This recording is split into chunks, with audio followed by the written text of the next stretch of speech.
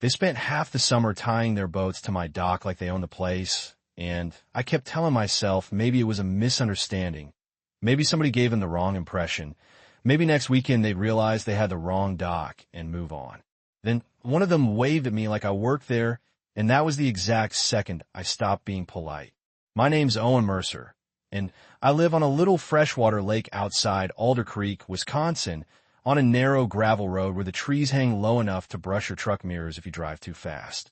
It's quiet out there, the kind of place where mornings start with fog skimming over the water and loons calling somewhere in the distance while coffee steams in your hand. I bought the place 12 years ago after my divorce.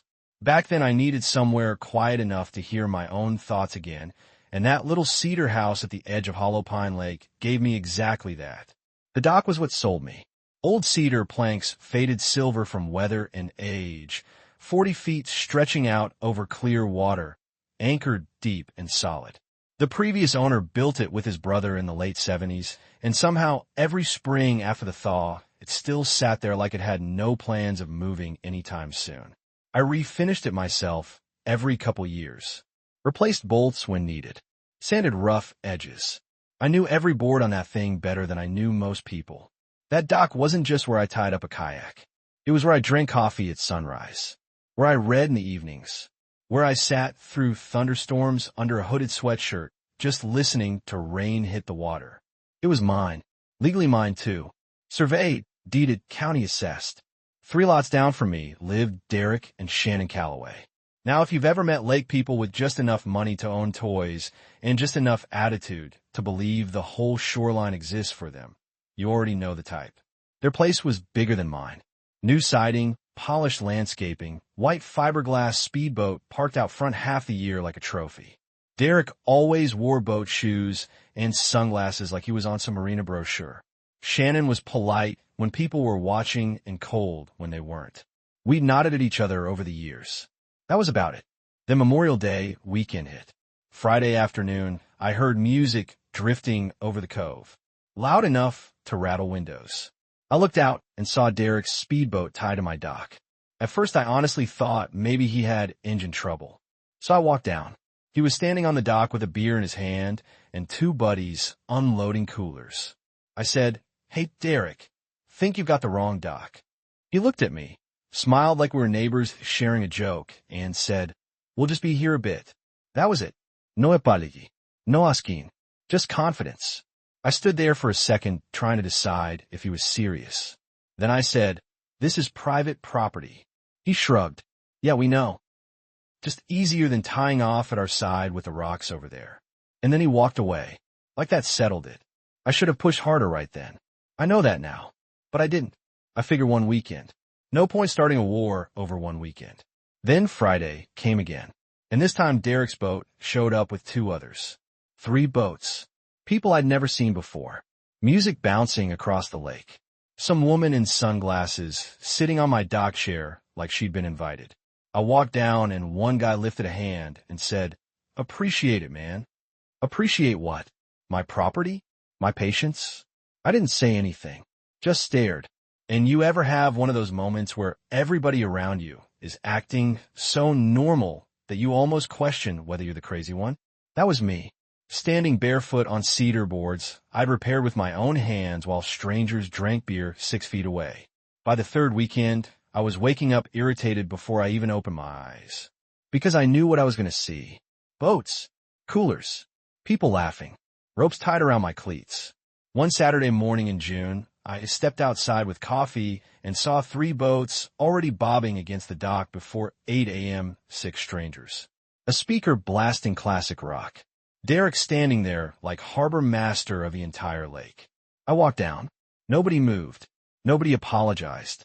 And then this guy wearing a red visor looked right at me, smiled, and gave me this lazy little wave, like I was the groundskeeper coming to empty trash bins. That did it. I didn't say a word. Didn't argue. Didn't threaten. Just turned around and walked back up to the house while Derek yelled behind me, "Morning, Owen." I still remember how calm I felt, which was weird. Because I wasn't calm. I was done. That afternoon I sat at my kitchen table with county records open on my laptop, paperwork spread out beside me, and rain tapping lightly against the porch screen. I pulled the assessor map, then parcel lines, then riparian access rules. And about 20 minutes in, I found something interesting. Very interesting. My shoreline parcel qualified under county ordinance for private mooring registration, meaning legally, if registered, only vessels with written authorization could tie there. Unauthorized mooring could be cited, and if ignored, impounded. I leaned back in my chair and read that section 3 times. Then once more. Outside, the rain picked up. Thunder rolled over the lake. And for the first time all month, I smiled. Not because I wanted revenge. Not exactly. But because there's a special kind of peace that comes from realizing the law is already sitting quietly on your side. And all you have to do is let it do its job. And that next Monday morning, before Derek Calloway had even poured his coffee, I drove into Alder Creek and filed the paperwork. By the time I got into Alder Creek Monday morning, the courthouse had just opened. And there's something funny about small-town county offices. Everything feels slower in there, like the building itself still runs on 1987. Ceiling fan squeaking overhead, bulletin boards with notices curling at the corners, a woman behind the counter named Elaine, who looked like she'd seen every property dispute in 3 counties and had stopped being surprised sometime around Reagan's second term. I slid my paperwork across. She adjusted her glasses, skimmed through it, then looked up at me and said, "Private mooring registration? Yep. Somebody using your dock?" I gave a small smile. Pretty regularly. She nodded like she already understood exactly what kind of people we were talking about. "Well, looks clean. Filing fees $112. I paid it." She stamped every page, slid copies back toward me, and said, "Registration should clear by Thursday morning. Once posted, County Harbor Authority can enforce immediately." I thanked her and walked out feeling lighter than I had in weeks. Like finally, there was structure. No arguing. No jitting. Just paperwork. That afternoon, I went to the hardware store, bought weatherproof sleeves, zip ties, bright orange laminate paper, and a heavy-duty stapler. Sat on my porch for 2 hours typing up notices. Private mooring county registered authorized vessels only unauthorized moored watercraft subject TO county enforcement, and impound. I laminated 4 copies and mounted one on every piling. They looked impossible to miss, even from the water. By Thursday afternoon, registration officially cleared. I called County Harbor Enforcement. A guy named Martin Reyes answered. Calm voice. Professional. I explained everything. He asked if I documented prior incidents. Photos, dates, timestamps. Every one. Good, he said. If they ignore posted notice after registration, call us. That was all. Simple. Friday evening rolled around, and I'll be honest, part of me thought maybe the signs would solve it. Maybe Derek would see them, roll his eyes, tie up somewhere else, and we'd all move on. Would have been nice. At 5:42 p.m., Derek's white speedboat rounded the cove. I watched from the porch. He slowed, looked right at the signs, actually paused, then tied off anyway, like he was daring the whole county to stop him. 20 minutes later, another ski boat joined him. Music started. Coolers unloaded. People laughing. Shannon handing out drinks. Like my dock had become some lakeside bar. I took pictures. Time stamped. Then went inside. Didn't say a word. Saturday morning at 7:58, I called Martin. 2 unauthorized vessels. Posted registration visible. He said understood. Stay clear. That was it. At exactly 8:24, county enforcement came around the eastern bend. White patrol vessel. Blue stripe. Small wake moving smooth across flat water. And man, I won't lie, that was satisfying. Derek saw them first. He stood up so fast he nearly dropped his coffee. One of his buddies killed the music. The boat eased right to my dock. 2 officers stepped out. Martin and another guy younger than him, carrying a clipboard. Martin glanced at the signs, then at the registration number, then at Derek. Morning. Are these your vessels? Derek smiled. That fake smooth smile. Yeah. Neighbor lets us tie here. Martin turned toward me. I was standing up on the porch, coffee mug in hand. I didn't say anything. Just looked back. Martin faced Derek again. Owner confirms no written authorization. Derek laughed. Come on, seriously? Martin stayed calm. County Ordinance 47B. Unauthorized mooring on registered private access. Shannon stepped in. This is ridiculous. Martin nodded once. Ma'am, please remove personal belongings. And suddenly the whole mood changed. Fast. Coolers got grabbed. A folding chair nearly tipped into the lake. One guy muttered something under his breath. Derek kept arguing. This is harassment. No, sir, Martin said. This is enforcement. Tow lines got hooked. The younger officer snapped photos. Engine started, and by 9:15 both boats were moving across Hollow Pine Lake behind County Tow. Slow, public, impossible to ignore. Half the shoreline was watching. Mrs. Talbot from across the cove literally stepped out with binoculars. A couple kids near the launch ramp started pointing. Derek looked like he might explode. He stormed up my path before the patrol boat was even out of sight. I met him halfway near the porch steps. He was red-faced and furious. Boat shoes crunching gravel. Polo shirt with some yacht club logo stitched over the chest. He jabbed a finger at me. What the hell is wrong with you? I said, you saw the signs. You had our boats impounded. No, county did. Over tying up for a couple hours. For 6 weekends. His mouth tightened. Shannon came up behind him. This is unbelievably petty. I walked inside, grabbed a folder, came back out, handed Derek copies. Registration, county ordinance, violation notice, and one extra page. He looked down. What's this? Impound retrieval rates. He read, $400 per vessel, plus daily storage. His face changed. Actually changed. That little confident lake house grin disappeared like somebody flipped a switch. He looked up. You're serious. I said, I've been serious the whole time. He stared at me another few seconds, then muttered something and walked off. That afternoon was very quiet. No music, no visitors, just wind over the water and a couple ducks drifting past the dock like nothing had happened. I figured that would be the end of it. I was wrong, because around dinner time my phone rang. Unknown number. I answered. Derek. Voice calmer now. Too calm. Owen, let's be adults. I tried that. This escalated way past necessary. No, you escalated it every Friday. Long pause. Then he said, you know why we use your dock? That caught me off guard. I didn't answer. He kept going. Our shoreline's rocky. Last summer my nephew slipped getting off the boat. Cut his leg up pretty bad. I listened. Dock on our side isn't deep enough near the end unless water's high. Yours is easier. For a second, I actually softened. Because okay, that was real. That made sense. And if he had come over 12 weeks earlier and just said that, we probably would have figured something out. But then he added, you live alone. You barely use the thing anyway. And there it was. That attitude. That assumption. Like because my life looked quieter from the outside. Somehow that made access negotiable. I said, you could have asked. Silence. Then, you really gonna make this a thing? I looked out at the dock glowing orange under sunset. My dock. My boards. My shoreline. Then I said, already did. And hung up. The next morning, county emailed the official release invoices. $800 total before storage. By noon, Derek had them back. But now every single person on Hollow Pine Lake knew exactly what happened. And for the first time all summer, my dock sat empty.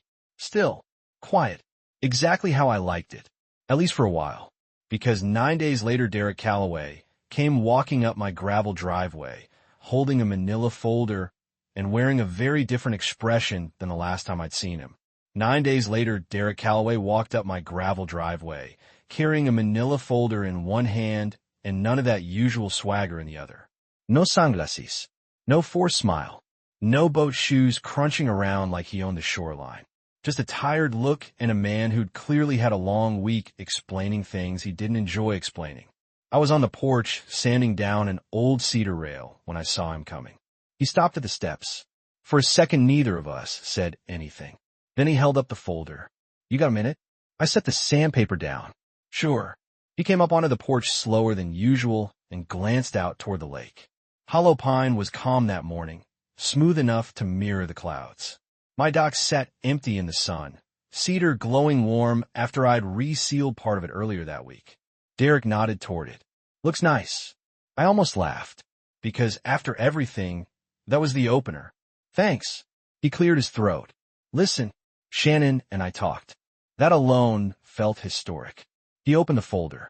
Inside was the county paperwork I'd handed him and a blank legal pad with handwritten notes. He said, "You weren't wrong." I raised an eyebrow. He looked annoyed, even admitting it. I should have asked. I let him sit in that sentence for a second, then nodded. Yeah. He exhaled. The impound fees were brutal. Imagine. And everybody on the lake heard about it. That one almost got me. He rubbed the back of his neck. My brother hasn't shut up about it. I leaned against the porch post. Small lake. He gave one reluctant half smile. Then his expression got serious. I meant what I said about our shoreline being rough. That part wasn't made up. I know. And my nephew really did get hurt last year. I figured. He nodded. But I handled it badly. That part felt real. And honestly, that was all I'd wanted from the beginning. Not drama. Not revenge. Not some weird neighborhood feud. Just basic respect. A conversation. A knock on the door. He slid the legal pad toward me. So, if there's any arrangement you consider, I looked at the page. He'd written out dates. Weekend access. Dock use. A rough proposal. Honestly not terrible. But now the situation had changed. Before, he thought he could take. Now he was asking. And there's a big difference between those two things. I stepped inside, grabbed the agreement I'd already drafted earlier that week, and brought it out. He blinked. You already had one? I handed it over. Written mooring agreement.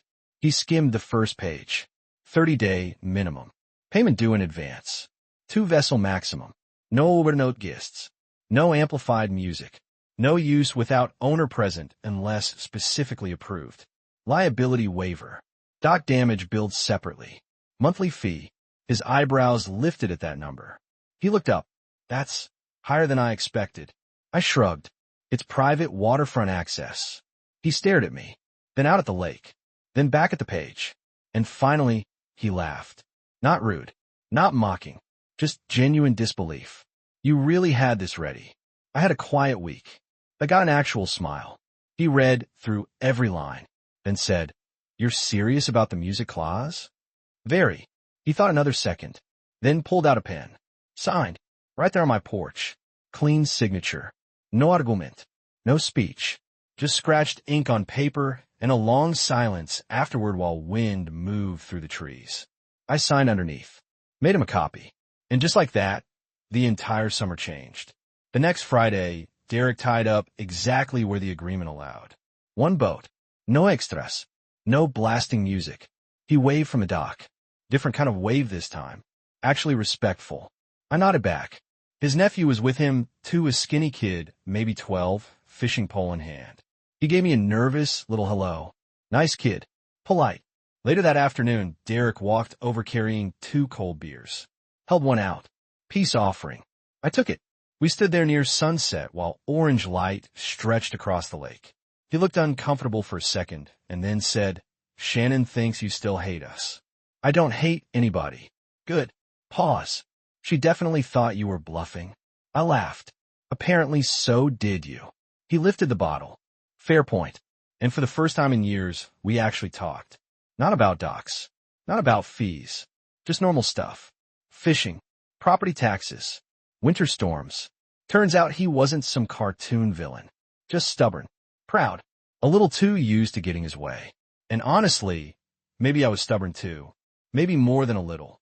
But boundaries have a funny way of teaching people things. Including you. Because here's what surprised me once everything was clear. Once expectations were written down and respected.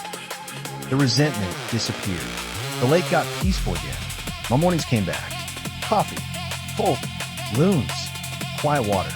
And some evenings Derek's nephew would wave from the dock while reeling in bluegill, and I'd wave back. No tensión. No arguing. No ropes where they weren't supposed to be. Just neighbors acting like neighbors should have acted in the first place. Then Labor Day weekend came. A few extra boats were out. People grilling. Kids swimming. And Mrs. Talbot from across the cove paddled by in her kayak and yelled, "Nobody getting impounded today." I nearly spit out my drink. Even Derek laughed. That story had officially become lake legend. And to this day, people still bring it up. Especially at the launch ramp. Usually with some version of you're the dock paperwork guy, right? Yeah, that'd be me. And if I'm honest, I still don't regret any of it. Because the issue was never really boats. It wasn't even about money. It was about someone deciding access mattered more than asking. About assuming quiet people won't push back. About mistaking patience for permission. And maybe Derek needed that lesson. Maybe I did too. Now every morning when the sunrise hits those cedar boards and turns the whole dock gold for a few minutes, I sit out there with coffee and look across Hollow Pine Lake and think how strange it is. One summer of frustration turned into paperwork. Paperwork turned into 2 impound notices, and somehow all of it ended with better boundaries than we'd ever had before. Though I'll admit, I still keep copies of that registration in the kitchen drawer, just in case. And I'm curious what you think. Did I go too far having those boats impounded? Or was that exactly what needed to happen after weeks of being ignored? If you were in my place, would you have given Derek one last warning? Or called county enforcement sooner? Let me know in the comments, because around this lake, people still argue about that one.